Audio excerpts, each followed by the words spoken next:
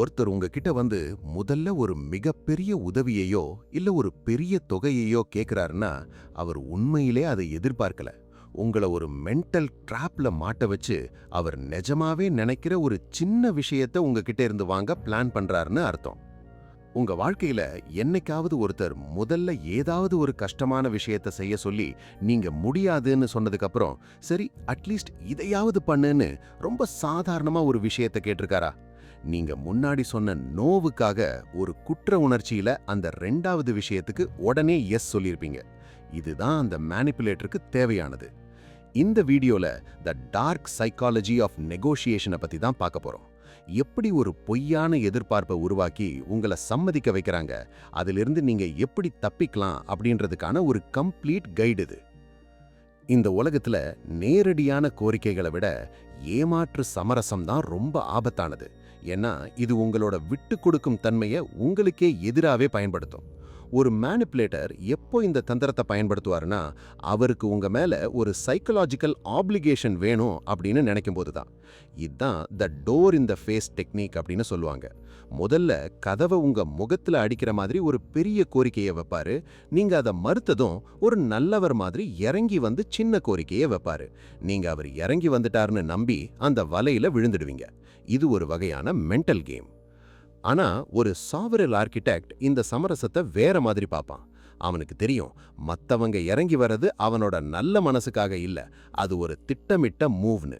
ஒருத்தர் உங்ககிட்ட பேரம் பேசுறாரா, நீங்க அந்த இடத்துல ஒரு அப்ஜெக்டிவ் ஃபில்டர் போடுங்க. அவர் முதல்ல கேட்டதுக்கும் இப்போ கேட்கறதுக்கும் என்ன சம்பந்தம்னு யோசிங்க. இதுதான் த சாவரன் ஃபில்டர்.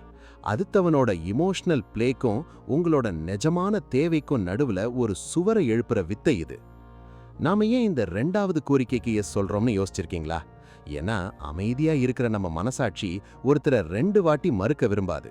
அந்த ரெசிப்ரோசிட்டி உணர்வை தான் மேனிப்புலேட்டர்ஸ் தங்களுக்கு சாதகமா பயன்படுத்துறாங்க. இதுதான் கன்சிஸ்டன்சி ட்ராப். ஒரு ஸ்மார்ட்டான மனுஷன் எப்பவுமே ஒரு விஷயத்தோட ஆரம்பத்தை மட்டும் பார்க்க மாட்டான், அதோட விளைவையும் சேர்த்து பார்ப்பான். இந்த தந்திரத்தை பயன்படுத்துற ஒருத்தர் ஒரு மாஸ்டர் பெர்சுவேடரா இருப்பாரு. அவர் உங்களோட முடிவெடுக்கும் திறனை சிதைச்சு அவர் நினைக்கிறத செய்ய வைப்பாரு. இப்போ ஒரு முக்கியமான விஷயத்தை கவனிங்க. ஒருத்தர் உங்ககிட்ட வந்து ஒரு பெரிய உதவி கேட்கும்போது அவரோட பாடி லாங்குவேஜை பாருங்க. அவர் நிஜமாவே கஷ்டப்பட்டு கேட்கிறாரா இல்ல நீங்க நோ சொல்லணும்னு காத்திருக்காரா? அவர் கண்கள் உடனே அடுத்த பிளானை நோக்கி போனா அவர் உங்களை ஒரு கருவியா பயன்படுத்த ட்ரை பண்றாருன்னு அர்த்தம். அதே சமயம் அவர் தயங்கி நிக்காம உடனே ஆல்டர்னேட்டிவ் சொன்னா அவர் உங்களை வளைக்க பிளான் பண்ணிட்டாருன்னு அர்த்தம். ஒரு சாவரன் வைசர் எப்பவுமே இந்த ஃபேக் காம்ப்ரமைஸுக்கு பின்னாடி இருக்கிற ரகசியத்தை முதல்ல கண்டுபிடிக்கும். உங்க பிசினஸ்லயோ இல்ல ரிலேஷன்ஷிப்லயோ ஒருத்தர் இந்த தந்திரத்தை ஒரு ஆயுதமா பயன்படுத்துறாருன்னா நீங்க அங்க ஒரு லாஜிக்கல் கவுண்டர் பண்ணணும். அவங்க இறங்கி வர்ற மாதிரி நடிக்கிறாங்களா, நீங்க இன்னும் ஸ்ட்ராங்கா இருங்க. முதல் விஷயத்துக்கு நோ சொன்ன மாதிரியே ரெண்டாவது விஷயத்துக்கும் அது உங்களுக்கு பிடிக்கலன்னா தயங்காம நோ சொல்லுங்க. நீங்க அந்த குற்ற உணர்ச்சிக்கு இடம் கொடுக்கல அப்படின்னு அவங்களுக்கு தெரிய வரும்போது அவங்களோட அந்த மேனிப்புலேஷன் தந்திரம் தோத்து போயிடும். ஒரு சாவரன் ஆர்கிடெக்ட் எப்பவுமே மத்தவங்களோட லாஜிக் கேம்ல மாட்டிக்க மாட்டான். உறுதி அப்படிங்கிறது ஒரு செல்ஃப் ரெஸ்பெக்ட். தேவையில்லாத இடத்துல சம்மதிக்கிறத விட உங்க எல்லைகளை தெளிவாக்குறது உங்களை ஒரு பவர்ஃபுல் பர்சனா காட்டும். Your no should be as powerful as your yes. நீங்க ஒரு புத்திசாலியா இருக்கணும்னா அடுத்தவனோட தேவைகளுக்காக உங்க முடிவுகளை மாத்திக்காதீங்க. உங்க முடிவுகள் மத்தவங்களுக்கு ஒரு கட்டளையா இருக்கணும்.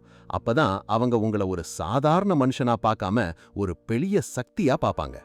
இன்னையிலிருந்து ஒரு சின்ன பிராக்டிஸ் பண்ணுங்க. யாராவது உங்களை ஒரு விஷயத்துக்கு கட்டாயப்படுத்தும் போது உடனே பதில் சொல்லாதீங்க. ஒரு 5 செகண்ட் அவங்க கண்ணை மட்டும் பாருங்க. அந்த 5 செகண்ட்ல அவங்களுக்கே ஒரு பயம் வந்துடும். நீங்க அவங்க வலையில விழலன்னு தெரிஞ்சதும் அவங்க பதட்டமாவாங்க. இதுதான் உறுதியோட பவர். இந்த உலகத்தை நீங்க ஜெயிக்கணும்னா முதல்ல உங்க முடிவுகளை யாராலும் மாத்த முடியாதுன்னு நிரூபிக்கணும். உங்க வாழ்க்கையில இருக்கிற அந்த நெகோஷியேஷன் மேனிப்புலேட்டர்ஸை இன்னைக்கே அடையாளம் காணுங்க. அவங்க உங்களை குற்ற உணர்ச்சியில தள்ளி காரியம் சாதிக்க விடுற அந்த தந்திரத்தை உடைங்க. நீங்க சுதந்திரமானவர். நீங்க ஒரு சாவரன். உங்க முடிவுகளை யாராலும் கொலைக்க முடியாது. சமரசத்தை ஒரு பலவீனமா பார்க்காம அதை ஒரு வாய்ப்பா பாருங்க. உங்களை நீங்களே தற்காத்துக்க உங்க அடுத்த கட்டத்தை பிளான் பண்ண அந்த உறுதியை பயன்படுத்துங்க. வெற்றி அப்படிங்கிறது சத்தமா வர்றதில்ல, அது அமைதியா வந்து உலகையே திரும்பி பார்க்க வைக்கும். உங்க சாம்ராஜ்யம் உங்களுக்காக காத்துட்டு இருக்கு. மேனிப்புலேஷனோட ரகசியத்தை தெரிஞ்சுக்கிட்டீங்க. இனிமே நீங்க தான் மாஸ்டர். உங்களை உச்சியில சந்திக்கிறேன். இது ஷேடோ சைக்காலஜி தமிழ்.